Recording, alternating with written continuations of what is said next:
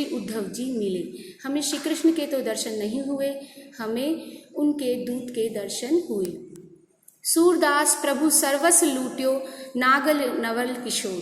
सूरदास जी अंत में कहते हैं कि गोपियाँ अपने हृदय की वेदना का वर्णन करते हुए कहती हैं कि प्रभु ने, श्री कृष्ण ने अपने चंचल नयनों को दृष्टि डालकर हमारे हृदय को लूट लिया, हमारे प्रेम को लूट लिया और सर्वस्व लूट कर और सभी कुछ छीन कर ऐसे नागर यानी चतुर, नवल यानी सुंदर, नवीन, किशोर यानी श्री कृष्ण हमारा सब कुछ लूट कर ले गए। अब हमारे पास कुछ भी नहीं है, अब हम आपको अपनी भक्ति के रूप में कुछ भी नहीं दे सकती। इस तरह से हम देखते हैं कि इस पद में गोपियाँ अपने हृदय की वेदना का वर्णन करते हुए कहती है कि श्री कृष्ण ने हमारा सब कुछ चुरा लिया है, अब हम दूसरे किसी ईश्वर को भज नहीं सकती, हमारा हृदय हमारे पास नहीं है, हमसे प्रेम करके श्री कृष्ण हमारा सब कुछ ले गए। अब हम उनके प्रेम रूपी रात्रि में डूबी हुई थी, जैसे ही हम जगी हमें कृष्ण नहीं मिले और उठने पर आप जैसे उनके एक दूत मिले। बच्चों, अगला पद है संदेशनी मधुबन कूप भरे।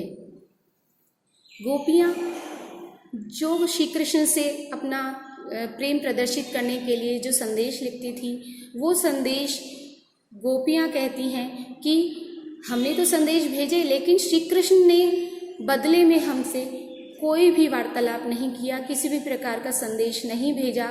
श्री कृष्ण ने हमारे साथ ऐसा क्यों किया? ये बातें बताते हुए कहती हैं कि संदेश यानी मधुबन कूप भरे। मधुबन का अर्थ है बच्चों मथुरा, कूप यानी कुएं, भरे यानी भर गए हैं, यानी हमारे संदेशों से मथुरा के कुएं भर गए हैं। कैसे भर गए हैं कि अपने तो पठवत नहीं मोहन, अपने यानी खुद के संदेश तो पठवत यानी भेजना, नहीं पठवत यानी नहीं भेजना, मोहन यानी कृष्ण, हमरे फिरी न फिरे, यानी इसका अर्थ यह है बच्चों कि वे श्री कृष्ण जब से मथुरा गए हैं तब से उन्होंने अपना कोई भी संदेश नहीं भेजा है, और जब हम संदेश भेजते हैं तो उनका वो कोई भी जवाब नहीं देते हैं। हमने इतने संदेश भेजे हैं कि मथुरा के कुएं उन संदेशों से भर गए हैं। अपने संदेश तो श्री कृष्ण भेजते नहीं हैं, हमरे फिरी न फिरे, और हमारे संदेशों को वापस नहीं लौटाते हैं। बच्चों, जहाँ कहीं भी हम कोई पत्र भेजते हैं तो जब वो किसी मिलने वाले व्यक्ति को नहीं मिलते हैं तो वो वापस आ जाते हैं। यहाँ पर गोपियाँ कह रही हैं न तो श्री कृष्ण हमें कोई संदेश भेजते हैं और ना ही उन संदेशों को वापस लौटाते हैं, इसलिए मथुरा के कुएं हमारे संदेशों से भर गए हैं। तृतीय पंक्ति में गोपियाँ कहती है जिते पथिक पठे मधुबन को, जितने भी पथिक राहगीर, पथिक यानी राहगीर, पथिक यानी संदेश ले जाने वाले, पथिक यानी पथ पर चलने वाले, पठे, पठे का अर्थ होता भेजना, मधुबन को यानी मथुरा की ओर, यानी हमने जितने भी संदेशवाहक मथुरा को भेजे, बहुरी न शोध करे, वो ढूंढने पर भी हमें नहीं मिले। बहुरी यानी बार बार, न शोध, शोध यानी खोज, खोजबीन करने पर भी वो हमें कहीं भी नहीं मिले। अब इसका कारण बताते हुए आगे गोपियाँ कहती हैं के वे शाम सिखाई प्रबोधे, या तो वो, के वे यानी या तो, अथवा वे शाम यानी श्री कृष्ण के सिखाई यानी सिखाने में, प्रबोधे यानी वशीभूत हो गए, वश में आ गए, या फिर वे कहूँ बीच मरे, या फिर कहीं वो बीच में ही उनकी मृत्यु हो गई।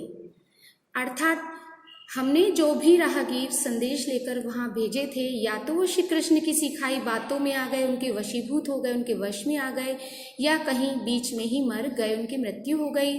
आगर गोपियाँ कहती हैं कि ऐसा लगता है श्री कृष्ण इसलिए संदेश नहीं भेज पा रहे हैं कि कहीं कागज जो मथुरा के जितने भी कागज हैं, ऐसा लगता है मेघ यानी वर्षा में वो कागज गल गए हैं, मसी यानी शाही, खूटी यानी समाप्त हो गई है, और ऐसा लगता है कि सरकंडे, जिस सरकंडों से पहले के ज़माने में बेटा कमल जो कलम होती थी, पेन होते थे, वो सरकंडे के होते थे, यानी एक सीख जैसे आते थे तिनका, और उसको चीर कर कलम जैसी बनाई जाती थी, शाही में डुबोई जाती थी और उससे लिखा जाता था, और वो सरकंडे के बनते थे। तो ऐसा लगता है, यहाँ पर गोपियाँ कह रही है कि वो सरकंडे जिनसे कलम बनाई जाती है वो दव यानी दावानल, दावानल यानी जंगल की आग में वो सरकंडे जल गए हों। यानी श्री कृष्ण की इसलिए संदेश नहीं भेज पा रहे हैं, ऐसा लगता है कि मथुरा के सारे कागज बारिश में जल गए हैं, गल गए हैं, शाही समाप्त हो गई है, और ऐसा लगता है कि जो जितने भी कलम हैं वो सारे जंगल की आग में जल गए हैं। आगे गोपियां कहती हैं कि ऐसा लगता है कि श्री कृष्ण का जो सेवक है, सेवक सूर लिखन को आंधो, ऐसा लगता है जो श्री कृष्ण का सेवक है, जो उनके संदेश आदि लिखता है, शायद वो अंधा हो गया है, या फिर वो कोई अंधा ही होगा। पलक कपाट अरे जिसके पलक रूपी किवाड़ बंद हो गए हैं। इस कारण वो हमारे संदेशों के बदले में कोई भी संदेश नहीं दे पा रहा है। देखिए बच्चों, प्रस्तुत पद में गोपियां अपने हृदय की वेदना को प्रकट करते हुए जो कह रही हैं, उसके अनुसार हमें पता चला इस पद में कि वो कह रही हैं कि हमारे संदेशों से मथुरा के कुएं भर गए हैं।